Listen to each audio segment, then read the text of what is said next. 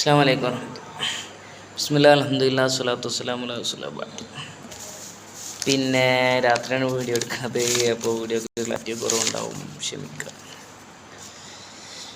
Okay, നമ്മളെവിടെ എത്തിയെന്ന് ചോദിച്ചാൽ legal framework for woman in unorganised sector. Okay, അപ്പോൾ ലീഗൽ ഫ്രെയിം വർക്കാണ് പറയുന്നത് കേട്ടോ. Constitution rights and duties in part 3, 4 protection of laws for woman workers അല്ലേ. കോൺസ്റ്റിറ്റ്യൂഷനിൽ പാർട്ട് 3, 4 പറയുന്നത് വുമൺ വർക്കേഴ്സിന് എന്താണ് protection of laws for woman workers. Woman വർക്കേഴ്സുമായി ബന്ധപ്പെട്ട എന്തുണ്ടാവും, ലോസ്, നിയമങ്ങളുണ്ടാവും, അതിൻ്റെ സംരക്ഷണമാണ് ഉറപ്പുവരുത്തുന്നത്. അപ്പോൾ കുറച്ച് ലെജിസ്ലേഷൻ പറയാണ്, സ്ത്രീകളുമായി ബന്ധപ്പെട്ട ചില ആക്റ്റുകളാണ്. ഒന്ന് മെർട്ടേണിറ്റി ബെനിഫിറ്റ് ആക്ട് അല്ലേ. അപ്പോൾ മെർട്ടേണിറ്റിയുമായി ബന്ധപ്പെട്ട അവർക്ക് ലഭിക്കേണ്ട ബെനിഫിറ്റിനെ കുറിച്ചുള്ള ആക്ട്. ഈക്വൽ റെമ്യൂണറേഷൻ ആക്ട് അല്ലെ, തുല്യമായിട്ടുള്ള വേതനം നൽകുന്ന ആക്ട്.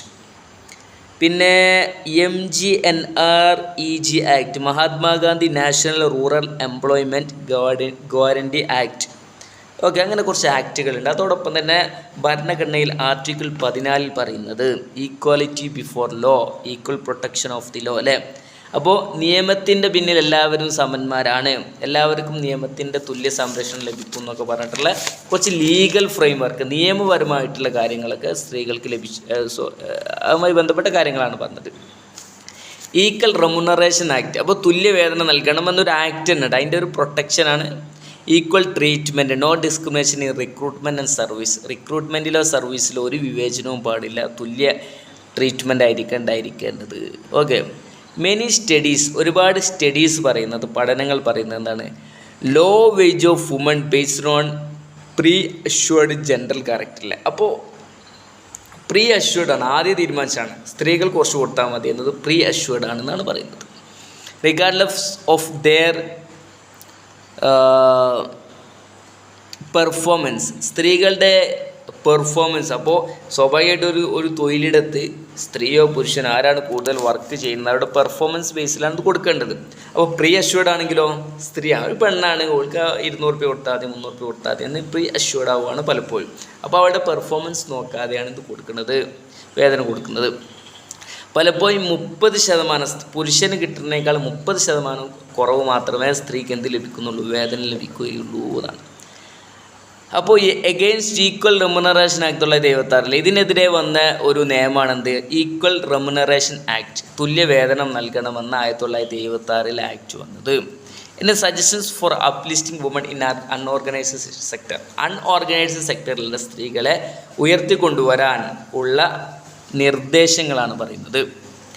പ്രൊവൈഡ് എഡ്യൂക്കേഷൻ, വളരെ പ്രധാനപ്പെട്ട, അവർക്ക് വിദ്യാഭ്യാസം നൽകുക. അങ്ങനെ വിദ്യാഭ്യാസം നൽകിയാൽ അവെയർ ഓഫ് സ്കീമിലെ അവർക്ക് ലഭിക്കുന്ന ആക്ടിനെ കുറിച്ച്, സ്കീമിനെ കുറിച്ചൊക്കെ അവർക്ക് നല്ല ധാരണ ഉണ്ടാവും. അപ്പോൾ അവർക്ക് തുല്യവേതനം കിട്ടണില്ലെങ്കിൽ അവർ കോടതി പോവും, അല്ലെങ്കിൽ സമീപിക്കേണ്ടടുത്ത് സമീപിച്ച് അവർക്ക്. അപ്പോൾ ആദ്യം അവർക്ക് അതിനുള്ള വിദ്യാഭ്യാസം വേണം. എൻ്റെ ട്രേഡ് യൂണിയൻ അവർക്കിടെ ഇപ്പോൾ സ്ത്രീകൾ, പിന്നെ നമ്മൾ നേരത്തെ പറഞ്ഞില്ലേ, സ്ത്രീകൾ തൊഴിലിടങ്ങളിൽ സ്ത്രീകൾ തന്നെ ഹെഡ് ചെയ്യുന്ന, സ്ത്രീകൾ നേതൃത്വം കൊടുക്കുന്ന ട്രേഡ് യൂണിയനുകൾ രൂപപ്പെടുക. അങ്ങനെ ട്രേഡ് യൂണിയനുകൾ രൂപപ്പെട്ടാൽ എന്താവും, സ്ത്രീകൾക്ക് ഒന്നുകൂടെയൊക്കെ അപ്ലിഫ്റ്റിംഗ് ഉണ്ടാവും. 3 ട്രെയിനിങ്, സ്ത്രീകൾക്ക് ആവശ്യമായിട്ടുള്ള ട്രെയിനിങ് കൊടുക്കുക. പിന്നെ proper guide lines four recruitment and health Hazard അല്ലേ. ഹെൽത്ത് ഹസാർഡിനെ കുറിച്ച്, പിന്നെ ആരോഗ്യപരമായിട്ടുള്ള അവർക്ക് ഉണ്ടാകുന്ന പ്രശ്നങ്ങളെ കുറിച്ച്, പിന്നെ റിക്രൂട്ട്മെൻറ്റിനെ കുറിച്ചൊക്കെ അവർക്ക് പ്രോപ്പറായിട്ടുള്ള, വളരെ യോജ്യമായിട്ടുള്ള ഗൈഡ് ലൈൻ കൊടുക്കുക. പിന്നെ supervisory body, implementation of legislation and provisions, നിർദ്ദേശങ്ങളും നിയമങ്ങളൊക്കെ നടപ്പിലാക്കാനുള്ള ഒരു സൂപ്പർവിഷൻ ബോഡി, സൂപ്പർവിഷറി ബോഡി ഉണ്ടാവുക, അങ്ങനെ ഒരു ബോഡി. അപ്പോൾ ഇവിടെ നിയമങ്ങളും നിർദ്ദേശങ്ങളൊക്കെ നടപ്പിലാക്കാൻ പറ്റിയൊരു ടീം ഉണ്ടാവുക എന്നത്. പിന്നെ പ്രോവർട്ടി അലവിയേഷൻ പ്രോഗ്രാം അല്ലേ, അതായത് പിന്നെ ദാരിദ്ര്യ നിർമ്മാർജ്ജനവുമായി ബന്ധപ്പെട്ട പരിപാടികൾ.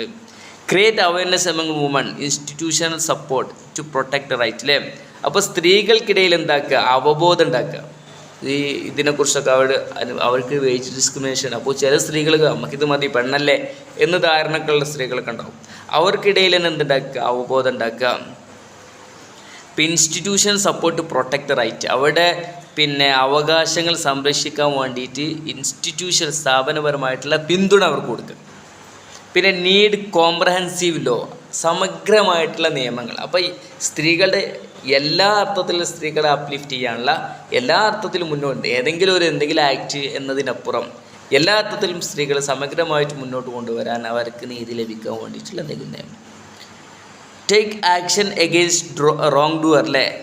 പുരുഷന്മാരിൽ ഏതെങ്കിലും അർത്ഥത്തിൽ തെറ്റ് ചെയ്യുന്ന ആളുകൾ സ്ത്രീകൾക്കെതിരെ ചെയ്യുന്ന അവർക്കെതിരെ ആക്ഷൻ എടുക്കുക. ആക്ഷൻ എടുക്കാത്തതുകൊണ്ടുള്ള പ്രശ്നമാണ്. സെക്സ്വൽ ഹാരാസ്മെൻ്റ് ഒക്കെ തൊഴിലിടത്ത് സ്ത്രീകൾ അനുഭവിക്കുന്നെങ്കിൽ അവർക്ക് എതിരെ ആക്ട്. പിന്നെ mass media use to women equality.